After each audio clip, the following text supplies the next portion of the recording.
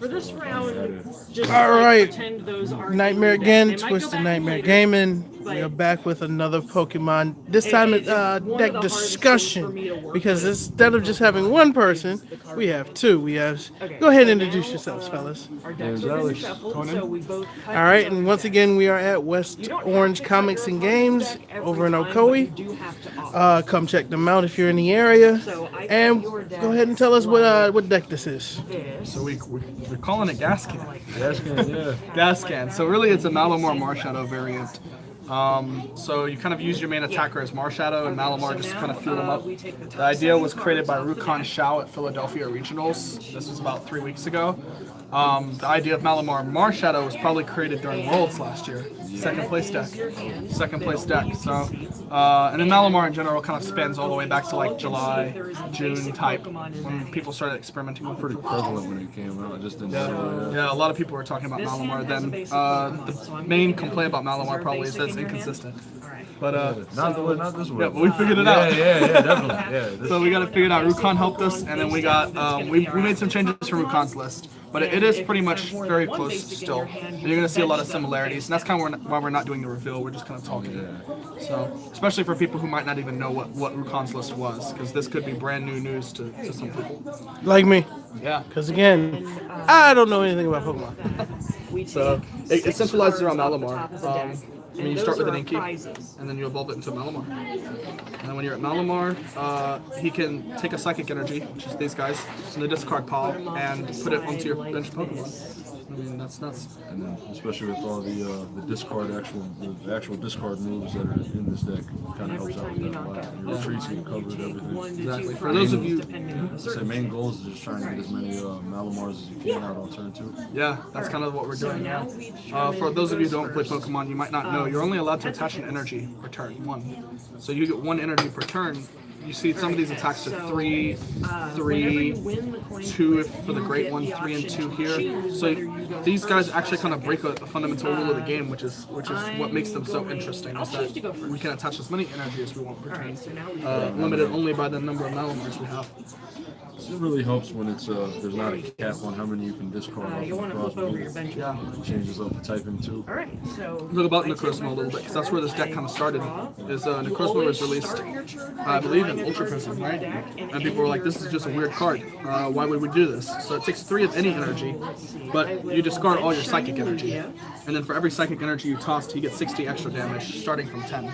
So it's 10, 70, 130, 190. 190 is kind of the minimum damage if you're running all Psychic Energy on him, and then from there, every other one you add can actually add just 60 more. So you go to 250, 310, 370, and literally it's only barred by how much Psychic Energy you run. Since we run 10, this can actually hit 610 damage, which is absolutely nuts. You don't need that type of damage, but that's where we're at, right? And I mean, a lot of people liked this card at first, I think, because of its ability and because of its GX. I think a lot of people didn't care about the Prismatic Burst. Now that just being able to lay 100 down to every Yeah. EX and EX. As long as you're not playing a shrine, it's great. Yeah, you just lay all your damage down, and then you just take your knockouts. So the Black Ray was really influential then, and the Light's End just was like, hey, if you're running a normal Pokemon like Drampa, well, this is when this deck first got released, it's like this is a fighting type meta, so already Drampa's gonna get murdered, and then Drampa does nothing to here. Yeah, for real. Shouts out to Drampa, one of the best cards, dude.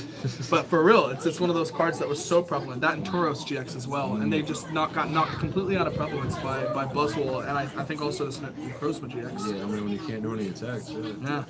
So I mean, it's a Savali stop. needs Savali needs that attachment card. Yeah, definitely. So I mean, it's one of those weird things that's what the card was used for, but in the presence of Malamar, off of the Forbidden Light, We worked around it. make it work. Yeah. But Necrozma's not really the all-star, because we actually have another type of Necrozma too, and we're dubbing him a support Pokemon, which is Dawnwing's Necrozma. His invasion ability is massive. Yeah, very rarely do you honestly put him out. Yeah, which is nuts because I think traditionally in a Malamar deck you think, oh, this invasion ability switches your active back into the bench so you can charge them up, and then you just try to retreat this guy, but then floats don't lift us. I mean, honestly, it's really not that big of a deal trying to retreat. You have switches, skateboards, and what's it called? And just the fact that you can recharge on all of your.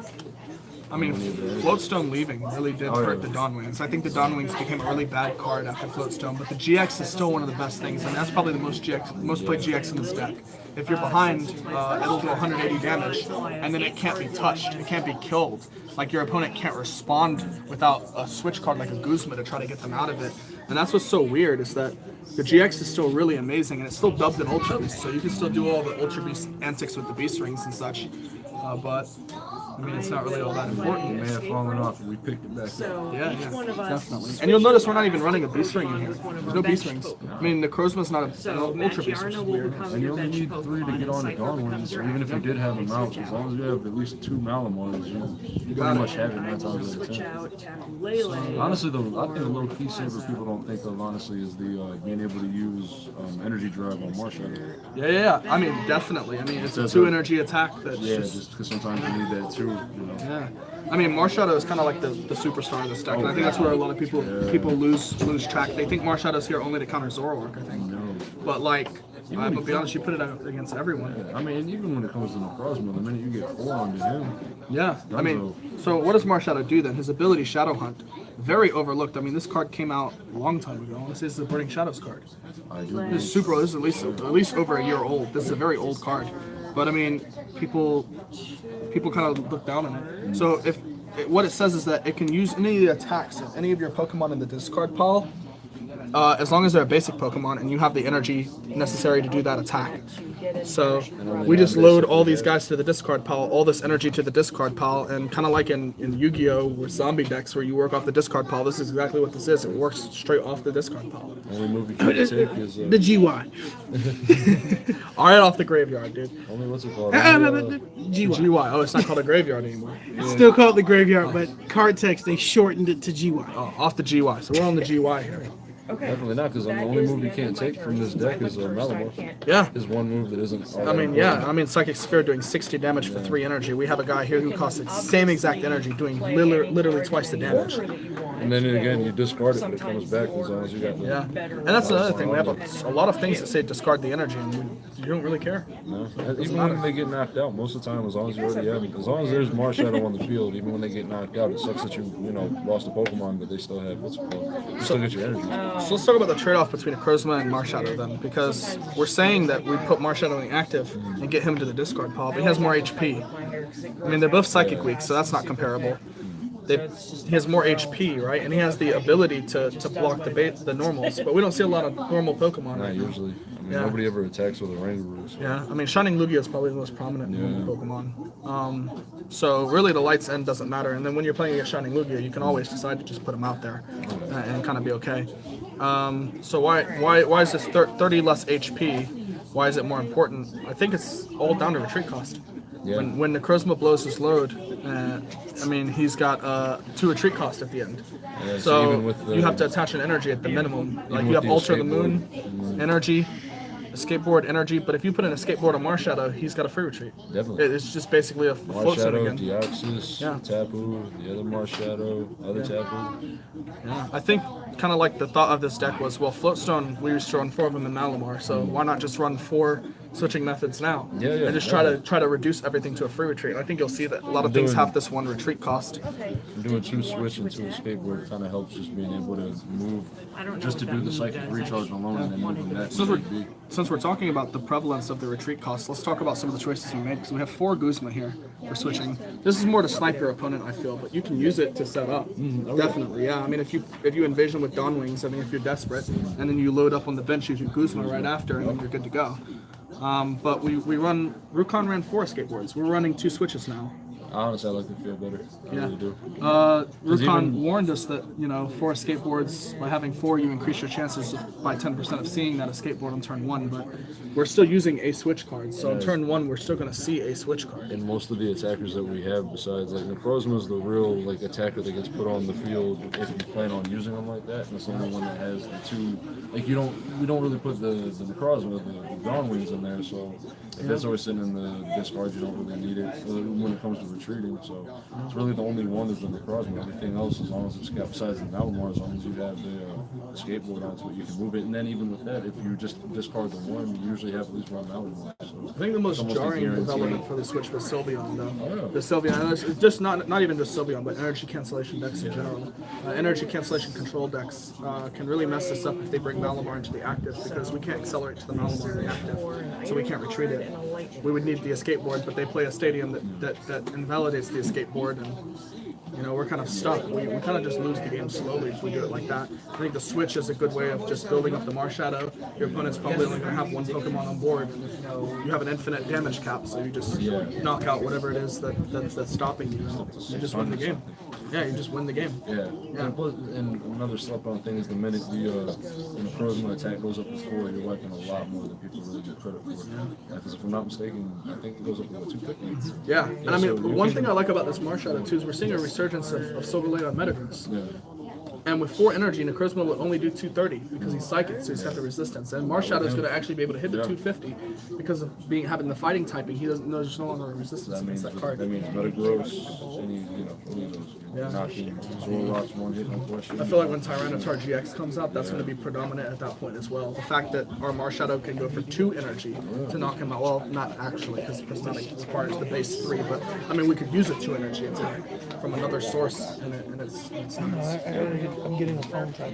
So, speaking on the counters too, like how the matchups go, we kind of run this Marshadow just for some matchups, don't we? We have the Rayquaza match, the Metagross match, are probably the 2 most polarizing. I mean, even I would say Duskmane too, when they press the Stevens Resolve, this could be an amazing thing to get this Marshadow and just shuffle your opponent's It's a good way when you Cynthia and you don't get what you want, but you find out you have a mysterious treasure, an Ultra Ball or a Nest Ball. It's like, well, not Nest Ball, but the other 2, you just go, all right, we lay him down real quick on top of the Cynthia. I'll go ahead and move all that. technically shuffle draw twice a turn. Yeah, exactly. Yeah, that's That's a big very, point very for me, rare yeah. thing. I mean, So, you can honestly do it that way, like it's knocked out, rescue stretcher. There's just so many ways to be able to move it around. That's why I'm such a big fan of it. It's not just one. It seems linear, but it's not too linear. That's what I'm really fan about. I want to say Shrine decks are probably the most famous decks right now. And that might be the sole explanation behind why we're running 2 Deoxys and 2 Rescue Structure. Yeah. It's like we're getting on these Shrine decks, right? They're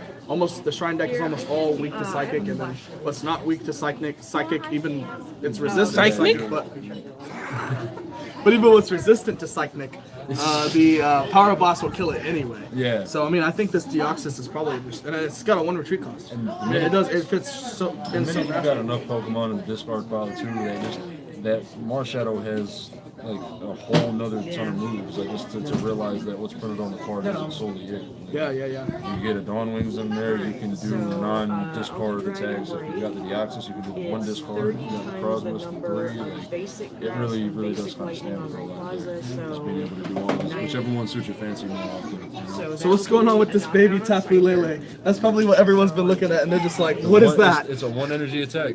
That's really my biggest point about it. So Rukon's list runs the Mimikyu, and the 1 energy attack lets you draw cards, but this one's doing damage. I haven't needed to draw cards since I've been running. I haven't had a big problem drawing. So you're like, I just need a 1 energy attack or something. So why not the Mewtwo? Why do we choose a Tapu Lele over the Mewtwo? For the energy.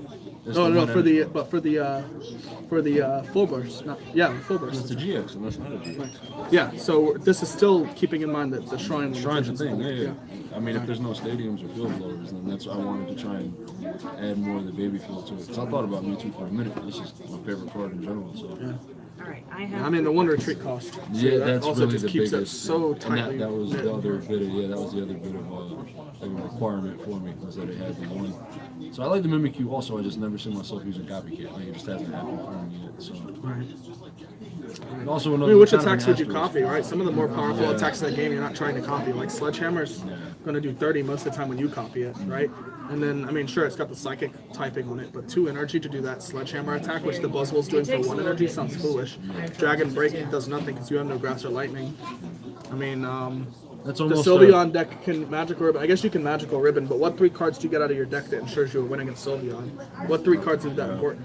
No, this is all more. This seems more. The copycat seems a little bit feudal ever since Oh, yeah. Germany. This just seems more situation. It seems more suited for different situations, as opposed to just thinking about that one deal. I will say the baby tapu slot is pretty much the asterisk of the deck. You know, if we're gonna switch something first Pokemon wise, it's probably what I would go for. I think the magical swap routine kind of helps too, because sometimes this deck doesn't get the one shot. Yeah, And that's something I think a lot of people think is like Necrozma's always going to get the one shot. Sometimes it doesn't. And the fact that you've got, 2 Nest Balls plus 4 Mysterious Treasures and Ultra Balls, or God forbid it's in the discard, you've got so many ways to be able to get to it. You know what I mean? That it's still easy to throw So out. let's talk about that extreme consistency of getting that Malamar out. So the goal is what? Malamar by turn 2. Yeah, two Malamars turn 2. So we run 4 Lilies to try to hit them without using the Tapu Lele GX to get to them on turn 1. We run 4 Cynthias just to always see them. It's the best draw supporter in the game.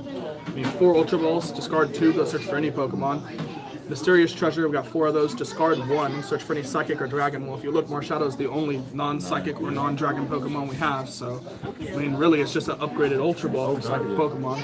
And then we have the 2 Nest Ball. Rukon runs 2 Friend Balls, so what's the difference here? The Nest Ball is I've found, if I don't have a dark Pokemon, the one Pokemon I've seen in almost every match I've played has been Zoroark, and that could just be my personal experience. But if I don't find myself needing something from your side of the field, like having something that you have on your side of the field that's just 2 empty card slots to me, which is cool for discarding, so there's that kind of that good benefit of that. But besides that, the only 2-hand ability is tap at that point. So, and the Marshadow Relentless, which, I can find both of those with either the Ultra Ball or the Mysterious Treasure. But There's it's a just, Psychic as well, actually. 2 energy attacks. well, no, I meant to have to lay down to do the. Skip them. Yeah. So that's, I see what you're saying. Yeah. So we have 8 chances to be able to grab those if you need the ability that much, and if you can't find anything out of with 8 slots sitting there, it's like Nest Ball helps with the Inkays when you need them, or your Deoxys and anything like that. It helps with any of the other basics. It's just the only 2 that you don't use it for is the GX Tapu and the Baby One-Shot. I think we've talked about the 2 rescue structure. We're running a lot of 2-ups here for the attackers, and it can be a little bit scary that if one's prized and you lose the only one you got, the rescue structure kind of gets that back for you. Sometimes when you find out you prize a Malamar that you picked up and you didn't think you had any more left, so you didn't think you needed, discarded an Inkay to find out, hey, I could actually use this. Kind of helps out. Also helps because I've noticed the one thing that does happen a lot is the deck starts to shrink. So it's a good way to be able to, even if you don't necessarily need something from the discard, but you just want to put more stuff in your deck so you don't get decked out. That's the only kind of big thing that I've seen from time to time. I feel like this rescue structure is not really replaceable either. No. On the sole fact that we're not using it for the shuffle 3. We always use it to just pick up one. Yeah. It's also good discard unique. fodder if not needed. Yeah. Like the fact that it's just card and not discard a Pokemon or something like that. It's just discard a card. That honestly, it's situational reasoning. I mean, for Acrobike, I'm sure a lot of people are questioning that. That speaks for itself, so you can find everything you need. Yeah. Because that's what this is. You Just search. dig a little bit deeper, and then guess what? If you have to discard a card, what if it's a Pokemon? What if it's a Psychic energy? Well, we say, that's great. Yeah, dump it away. Yeah, I mean, if we pick up 2 cards and one of them is a Psychic or Pokemon, it's almost obvious and obvious. Most It's of almost the time always you pick obvious. up a supporter. Like when you do that, it's usually what you end up picking up from it is an actual trainer card of some sort. Like anything else, it's pretty much just go ahead and I think the play around Acrobike can be a little tough for new players. Oh, yeah. Because a lot of people want to use the Acrobike just because you can use it. And sometimes you have to stop and question, am I looking for something right now, or should I shuffle this back in? Oh, there's times, yeah, definitely. Or times even if you don't feel like you're going to get judged, just hold on to it. Yeah. Because I've found out that it's helped me way better after the 3rd turn that I've had it sitting in my hand as opposed to moving off the first one. So, Yeah. and it's knowing timing a lot of it is like too. Because there's certain things that look like it's a good idea, but you're going to be looking through your discard pile half the time. Like, no question. So 10 Psychic energy. 10. That's the CJ special. That's right. That is solely, and it makes sense. But if you told me this on paper, I'd say it needs to be institutionalized. But it works. It works like a charm. And I haven't found myself running out of energy, not once this day. 10 energy. Yeah, I mean, and even for some people, especially if all you've ever played is Zoroark, 10 energy actually sounds nuts. Yeah, it actually sounds like a lot, right? But, I mean, it's kind of in the sweet spot. Let's talk about what's the difference between 8, 10, and 12. I don't think you need to run an odd amount of energy here. You kind of want to run even amounts of energy to try to satisfy these 2 shots. So, like, 8, 10, and 12. I mean, 8, you no longer have a shot of hitting a psychic energy on your first hand. I mean, I feel like the probability is not there for you. And then with 12, I feel like you're just flooding. Like sometimes you're gonna get 2 energy off a shuffle draw, and you're gonna be like, well, I can only put 1 down this turn, so why do I have this? I was just finding the sweet spot, really. Yeah. I think 10 kind of makes sure you see an energy every time you shuffle, but not 2 energies every time you shuffle. Right, 'cause there's been so many times that it's just been easier to there's been times where I found it just a better reason to discard it just so you know that you get it back up with the Malamar. It's going to get laid down either way, so if it helps you find something else that you need. I think a lot of people do want to see like 2 or 3 energies in their hand and then starting to turn, and I think that's appalling, especially with us trying to get to the Lily. Like, we really only want to try to see 1 energy then. And we're not trying to see especially off the turn 1. That's all I ever want. Just 1 energy is great. Yeah, like, and if I've got the setup already kind of going, the second one isn't too much for me to scoff at, because I can usually get it to the discard pretty easily off of a Lily, you know, especially at the turn 1. There's a really good chance at coming across at least a mysterious treasure and Ultra Ball. So what are our call it combos here? I think one of the biggest combos is putting Marsh out on the active with 3 energy when you have Dawn Wings and Necrozma in the discard pile, and you're behind. That's probably one of the best things to happen, because you're gonna Moon's Eclipse for 180 damage. We don't have any choice bands, so it's kind of just 180. But I mean, you can kill Tapu with that. You can kill Rayquaza with that. I mean, Shrine decks, everything dies.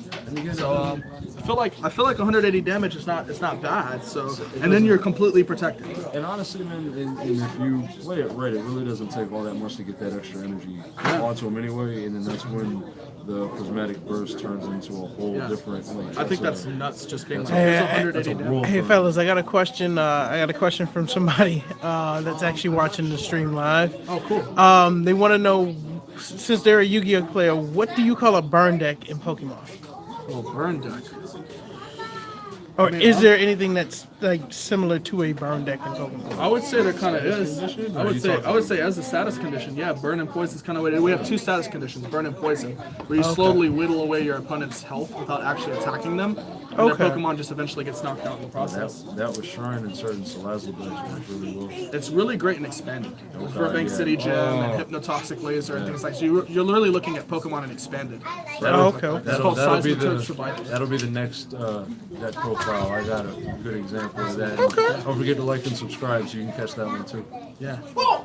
Yeah. So I mean, what else? So the combo, right? So we use the Marsh Shadow to get the Moon's Eclipse, right? And then the energy stays. And then next turn, this guy can't be knocked out in the previous turn without a very large combination of just things going wrong. But he can Prismatic Burst. But then he can just Prismatic Burst. So we're getting, what, 4 prize cards with this guy? Yeah. And before then, what are we doing? We're using Deoxys, we're using maybe another Mars Shadow to just pick up that first 2, and then that last 4 is pretty much just a snowball of the game. Like you just win the game off of a snowball. You gotta get him off a hit range. It's not hard to do either. But even just the dodge to be able to save him, because I know that'll send me livid losing to a 150 baseball game. Yeah. It's an interesting question. How many times have you used Black Ray since you played this deck? Once. So the Black Ray, I feel like a lot of people will be like, I would never use that attack, just why? But like in that game, what was your situation that pushed you to that? Black Ray and was able to get that on the field. So Black Ray sets up the exchange like, okay, I'm so far behind that like we're gonna Black Ray and then we're gonna magical swap with Tapu, and that kind of explains another bit of the Tapu's purpose. Actually came from the Mars Shadow though.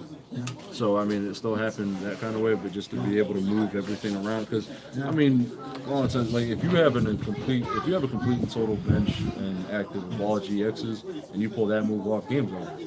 There's no like, I'm sorry, that's you're taking 4 to 6 prize cards next time. Yeah, that's 600 damage altogether. And you're gonna move it wherever you want. Yeah, in any way, shape, or form. That's the big thing I do like about Tapu. It's really situational. Again, why it's still kind of the Asterisk, card. But that sounds nuts. Yeah, it just sounds absolutely. Imagine playing against Rayquaza. Oh god, yeah. Right, just playing against Rayquaza, they have 4 Rayquazas down, right? And you're just like, all right, so I'm gonna do 400 damage. I'm gonna knock out 2 of these guys and just put 40 more on something else and just knock it out next turn with Power Blast. Like that's nuts. It's absolutely nuts to just get all 6 prize cards in the space of 2 turns, just off of like minor setup things that your opponent might not be recognizing. The thing that makes me sad about Black Ray is no weakness. Yeah, that's the only thing that sucks. It never hits the weakness on the bench Pokemon. Is it just for the bench Pokemon though, right? It's all. I'm not mistaken. Yeah, this damage is not effective. No, not the bench, but so you can't even hit the active for the 200. Nope. Oh, I didn't even know that. That's nuts. But that also. But still, it's still so good. Yeah, I mean, because the minute if there's a Metagross on the field, that 250. There's no condition for this GX either, is there? Because the other GX you have to be behind. And I mean, you've used Tapu Cure before. I watched you use it today. Tapu Cure is what you use is probably what you'll need to use GX move most of the time when you have Shrine, like in this deck when Shrine comes up. And we're just never using Peerless 100 bows. Like, we're not gonna put the Rainbow Energy in here to Peerless 100 bows. Like, get out of here. GX is, I mean, he's using the GX of like possibly 3 other Pokemon. Like, why would we Rainbow Energy for his 50 per whatever? Yeah. Whatever he's talking about. In his And again, Necrozma's regular moves can be just as devastating, really. How many times have you Shadow Punched with this deck? Oh, I found myself doing it like at least from one every the 5 other- games or so. Oh yeah. Yeah. Nah, honestly, It because doesn't work. because Garboder's been such a big thing. So, what's it called? I think it's Trash Edge. Yeah. That every time they put, it's been really common for people to put out Trubbish with a how do you call it? With a Rainbow Energy. Yeah, with a Rainbow Just Energy. stuck on it, so it's So 10 it knocks damage. it to that, but Yeah. since he's weak to Psychic, Yep, the that Shadow guy Punch up. will literally knock out the Trubbish. Yep. So we have a really good answer to Shrine And decks to the Trubbish bench. you will never see a better look than somebody's face when they get hit by that Marshadow. That Marshadow is 9 times out of 10 solely a bench rider. So when he busts off, it just leaves you with the most sting. And you're usually going to lose him. You're going to have a cross guard taken from the other side when he's still left. We're But- kind of worried about Weavile then. We're talking about Shrine decks. Weavile's going to wreck us. We have Psychic Recharge, we have Wonder Tag Invasion, Shadow Hunt, Light Send, and Let also Loose. got Like, Poor all these Guzman. abilities are going to wreck us off, right? So we gotta catch the sneeze. Oh, yeah. That's kind of another reason why we run 4 Guzman instead of the traditional 2 or 3 in a Malamar deck is that you have to kill Sneasel right now. Another good thing when it comes down to a magical swap, depending on the situation. Yep. Those little ones with Shrine get knocked a Oh lot yeah. easier. Oh yeah. Just for the fact Just that setting they them can all move up, and around. if your opponent's moving around a lot, yeah. Definitely. Is there anything else you can think of? I think we've pretty much hit every base of this. Yeah, really. It's honestly pretty. It's cycles. It's what it does over anything. Like it has its. It takes a main lot of points. experience. I'm sure there's Yeah. things we're not talking about just because my experience it comes naturally. But It's yeah. one you play this deck about 3-4 times, and you pretty much got the hang of the deck. Like actually, Something that's nice about this deck is that Malamar is traditionally considered a very hard deck. This version is kind of like oh, it's yeah. It's good for a new intricate. player. It's intricate, but it's at got the a really same high point, skill ceiling, but it's really easy to Yeah, learn the basics. yeah. Right. It's like playing hard to Mario and master. Smash Bros and stuff like that. You know what I mean? Like Luigi. It's one of those. Like it takes some finessing, but once you get the finesse down, it has a really good chance of success. In my opinion. So easy to learn, hard to master. I think that's probably like the sum up of this. definitely. The Yeah. Gascan. Gascan, absolutely. Man. Yeah, we had to set It the just builds up for about 2 turns and then completely blows up. Yep. All right. Absolutely. Any final thoughts? I mean, again, not to belabor the point, but don't forget, like and subscribe. That's what you have to do, or else it's done working. Those are just some And he's absolutely right about that. You can't forget that over anything. As long as you like and subscribe, this deck will take putting you out far. content. I'm telling you, man, this deck will take you far. So definitely, this is especially for a psychic deck. It's one of my favorites. Man. Definitely. Psychic has always been kind of shit on. Yeah, I feel like anytime Psychic's good, like fighting is good, and somehow it can still stay 50-50. Yeah. It's weird, right? This is one of the few formats where we're like, Psychic's good, there's no fighting decks to be seen, and we're just kind of rolling it. It's, But when it's you going have great. both, it kind of helps out a lot. Yeah, So, definitely. Only other way I could see this being any nastier is having expanded Ninja Boy. Oh, yeah. It'd be the only way I could see this being completely Oh, man. disgusting. Ninja Boy the But- Tapu out and get the Marshadow in. Ninja Boy and him. Oh, So I yeah. can lay straight Set the same Malamars. turn. Yeah. Yep. Yeah. But yeah, so Get the Marshadow out to reuse it. Oh, definitely. my God. that'd be nuts. Yeah. So it was a good thought. Yeah, We definitely. would run less energy and expand it because we'll have access to letter. This deck would be really great and expanded. This might be an expanded play, even for Florida I here. have to think of that for later. Definitely. Sounds like a plan. Absolutely. That's the meat and the potatoes of the Gascan deck. So, hope everybody enjoyed the video. And third time's the charm. Do not forget to like and subscribe. Hit that bell for notifications. Oh, the bell. I forgot about, man. That's how far I've been on YouTube updates. I need to check my phone, man. I probably should. There's the bell, dude. Hey, Yep, there's a notification bell now, man. telling you, definitely. All right, you guys have a great rest of your day. This has been Nightmare Twisted Nightmare Gaming. We got this is Conan and we got Alex here over at West Orange Comics and Games. You guys have a great rest of your day. Bye.